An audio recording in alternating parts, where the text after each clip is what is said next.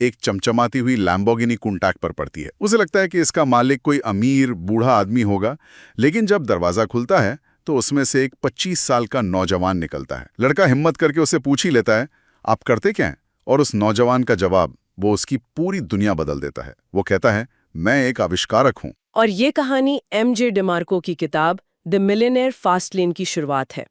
और वो लड़का कोई और नहीं बल्कि खुद लेखक है। आज हम इसी किताब पर एक गहरी नजर डालेंगे जिसने हजारों लोगों की पैसे को लेकर सोच को बिल्कुल बदल दिया है। हाँ, और किताब कहती है कि दौलत बनाने के 3 रास्ते हैं, साइडवॉक यानी फुटपाथ, स्लो लेन यानी धीमा रास्ता, और फास्ट लेन यानी तेज रास्ता। और हमारा मकसद यहाँ सिर्फ इन रास्तों को समझाना नहीं है, बल्कि ये जानना है कि जिस रास्ते को हम सब सुरक्षित मानकर चलते हैं, लेखक उसे एक धोखा क्यों कहता है।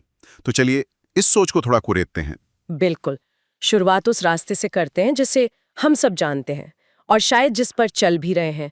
लेखक इसे स्लो लेन कहता है। स्लो लेन? हाँ, ये वही जानी पहचानी सलाह है, बेटा अच्छे से पढ़ो, अच्छी डिग्री लो, एक सुरक्षित नौकरी पकड़ो, हर महीने 10% बचाओ, उसे स्टॉक मार्केट में डाल दो और 65-70 साल की उम्र में तुम करोड़पति हो जाओगे। बिल्कुल वही। सुनने में तो ये बहुत जिम्मेदार और समझदारी भरा प्लान लगता है। मतलब इसमें गलत क्या है?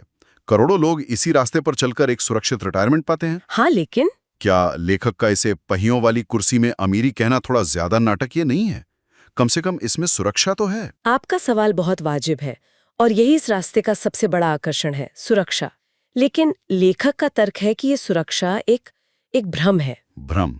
कैसे? देखिए, आपकी नौकरी आपके बॉस के एक फैसले पर टिकी है, आपका निवेश बाजार के उतार चढ़ाव पर, और आपकी सेहत उसकी तो कोई गारंटी नहीं है ना? बात तो सही है। किताब में एक वकील की कहानी है जो पूरी जिंदगी इसी प्लान पर चला। उसने हर ख्वाहिश को मारा, हर खर्चे को टाला ताकि रिटायरमेंट में आराम कर सके। और फिर? 51 साल की उम्र में रिटायरमेंट से सिर्फ 4 साल पहले दिल का दौरा पड़ने से उसकी मौत हो गई। वो पैसा कमाने के लिए जिया पर उसे खर्च करने के लिए जिंदा नहीं रहा। ये तो बहुत डरावनी बात है। मुझे लगता है हम सब किसी न किसी को जानते हैं जो इसी उम्मीद में जी रहा है कि रिटायरमेंट के बाद जिंदगी जिएंगे। ये वही भगवान का शुक्र है, आज शुक्रवार वाली सोच है ना? बिल्कुल। लेखक इसे 5 के बदले 2 का सौदा कहता है। 5 के बदले 2? हाँ, आप अपनी आजादी के 5 दिन सोमवार से शुक्रवार बेचते हैं सिर्फ 2 दिन की आजादी पाने के लिए। ये तो आपके समय पर 60% का रिटर्न है। सही पकड़ा। आप अपनी जवानी, अपनी ऊर्जा, सब कुछ एक ऐसे भविष्य के लिए दांव पर लगा देते हैं जिसका कोई भरोसा नहीं। और इसका गणित भी अजीब है। वो कैसे? किताब में एक चार्ट है जो दिखाता है कि एक आर्किटेक्ट को अगर वो अपनी कमाई का 10% बचाता है तो $10 लाख जमा करने में 156 साल लगेंगे। 156 साल? ये प्लान एक जिंदगी के लिए तो नहीं लगता? बिल्कुल नहीं। ठीक है, तो स्लोलेन का रास्ता तो काफी निराशाजनक लगता है। मतलब आप अपनी पूरी जवाली लगा देते हैं और कोई गारंटी भी नहीं है। लेकिन हर कोई तो इतनी लंबी योजना नहीं बनाता। बहुत से लोग तो बस आज में जीते हैं। हाँ, उस रास्ते का क्या होता है? उसे लेखक साइडवॉक रोड मैप कहता है।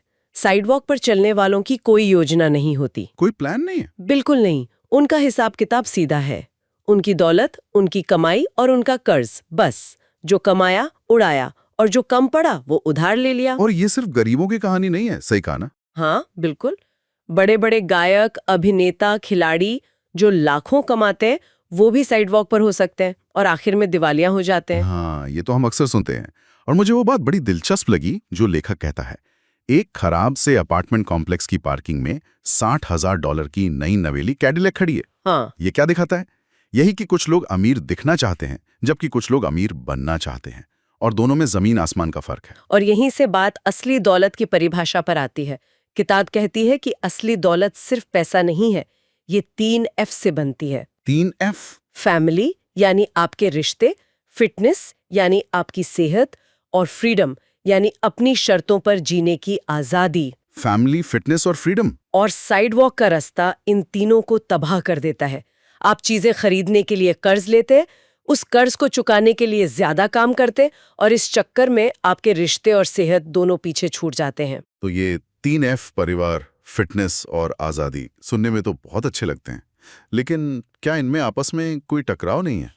मतलब लेखक ने जो रास्ता अपनाया, जिसमें वो दिन रात वेबसाइट पर काम कर रहा था, उसमें तो शुरुआत में परिवार और फिटनेस पीछे छूट ही गए होंगे। बिल्कुल। और यही इस किताब का एक अहम पहलू है जिसे लोग अक्सर नजरअंदाज कर देते हैं।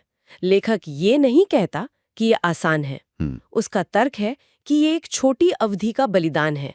कुछ साल अपनी पूरी ऊर्जा एक ऐसा सिस्टम बनाने में लगाओ ताकि बाकी की पूरी जिंदगी इन तीनों एफ का आनंद ले सको। अच्छा, तो ये स्लो लेन के 50 साल के धीमे और लगातार बलिदान से अलग है।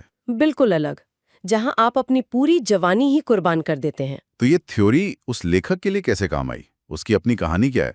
क्या वो हमेशा से इतना इतना होशियार था? बिल्कुल नहीं। उस लैम्बोर्गिनी वाले अनुभव के बाद भी उसका सफर बहुत मुश्किल था। कॉलेज के बाद उसने सालों तक अजीबोगरीब नौकरियां की। वेटर बना, लिमो ड्राइवर बना और न जाने क्या क्या। अच्छा। हाँ, वो डिप्रेशन में चला गया।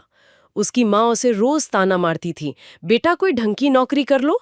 ये वही स्लो लेन की आवाज थी जो उसे पीछे खींच रही थी। तो फिर बड़ा बदलाव कैसे आया? वो कौन सा मोड़ था जिसने सब कुछ बदल दिया? बदलाव तब आया जब उसने शिकायत करना बंद करके समस्या का हल खोजना शुरू किया। ओके। लिमो ड्राइवर के तौर पर काम करते हुए उसने देखा कि लोगों को दूसरे शहर में अच्छी लिमो सर्विस ढूंढने में बहुत परेशानी होती है। बस उसे एक जरूरत नजर आ गई। एक जरूरत? हाँ, उसने एक वेबसाइट बनाई जो लोगों को लिमो ढूंढने में मदद करती थी। शुरू में वो दूसरी कंपनियों के लिए वेबसाइट डिजाइन करके पैसे कमा रहा था, यानी अपना समय बेच रहा था। हाँ, अपना समय बेच रहा था। लेकिन फिर उसके दिमाग की बत्ती जली। और उसने क्या किया? उसने एक ऐसा सिस्टम बनाया जो अपने आप ग्राहकों से पूछताछ लेता और उसे लिमो कंपनियों को बेच देता। अच्छा। अब वो अपना समय नहीं बेच रहा था, बल्कि उसने एक ऐसा सिस्टम बना दिया था जो उसके लिए 24 घंटे काम करता था, तब भी जब वो सो रहा होता था। उसने एक पैसे का पेड़ लगा दिया था। और नतीजा? नतीजा, कुछ ही समय में वो महीने के $2000 से ज्यादा कमाने लगा और 33 साल की उम्र तक करोड़पति बन गया। और हाँ, उसने अपनी सपनों की लैम्बोर्गिनी भी खरीदी। ये कहानी तो बहुत प्रेरणा देती है, लेकिन सिर्फ एक कहानी से हम क्या सीख सकते हैं? क्या उसने कोई ऐसा ढांचा या नियम बताया है जिससे ये पहचाना जा सके कि कौन सा काम फास्ट लेन का है और कौन सा नहीं? हाँ, वरना तो हर कोई वेबसाइट बनाकर अमीर बन जाता है ना। बिल्कुल। और यही इस किताब की सबसे बड़ी खूबी है। वो सिर्फ कहानी नहीं सुनाता, बल्कि एक पूरा ढांचा देता है। वो 5 नियमों का एक फ्रेमवर्क देता है जिसे वो सेंट्स कहता है, CENTS। सेंट्स? हाँ, ये किसी भी बिजनेस आइडिया को परखने की कसौटी है। ओके, तो ये CENTS क्या है? चलिए इसे एक एक करके समझते हैं। सी से क्या मतलब है? C का मतलब है कंट्रोल। कंट्रोल। क्या आपके बिजनेस का पूरा नियंत्रण आपके हाथ में है? या आप किसी और पर निर्भर हैं? हाँ, जैसे अगर आप किसी कंपनी की फ्रेंचाइजी लेते हैं, तो आप उसके नियमों, कीमतों और मार्केटिंग के गुलाम हैं। आपका नियंत्रण नहीं है। लेकिन अगर आप अपना ब्रांड बनाते हैं तो ड्राइविंग सीट पर आप होते हैं। एग्जैक्टली। ठीक है, कंट्रोल समझ में आया। अगला है E, यानी एंट्री। एंट्री। इसका क्या मतलब है? क्या ये कि बिजनेस में घुसना आसान होना चाहिए? नहीं, बल्कि इसका उल्टा। लेखक कहता है, अगर किसी बिजनेस में घुसना बहुत आसान है, तो ये एक बुरा संकेत है। अच्छा। अगर कोई भी उसे शुरू कर सकता है, तो उसमें भीड़ भी उतनी ही होगी और मुनाफा उतना ही कम। जैसे ब्लॉग लिखना या YouTube चैनल शुरू करना। लाखों लोग कर रहे हैं। सही बात है। असली मौका वहां है जहां घुसने में कोई बाधा हो, कोई खास स्किल, कोई बड़ी लागत या कोई ऐसा ज्ञान जो सबके पास ना हो। रास्ता अपने जुनून को फॉलो करो की सलाह को खारिज करता है। ओह।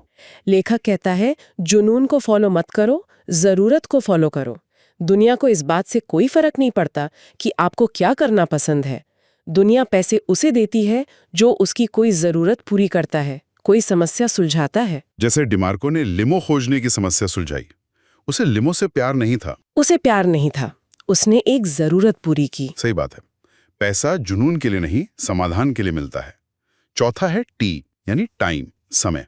इसका मतलब है कि क्या आपका बिजनेस आपकी मौजूदगी के बिना चल सकता है? मतलब क्या आपकी कमाई आपके समय से अलग हो सकती है? हाँ, एक डॉक्टर या वकील सिर्फ तभी कमाता है जब वो काम करता है।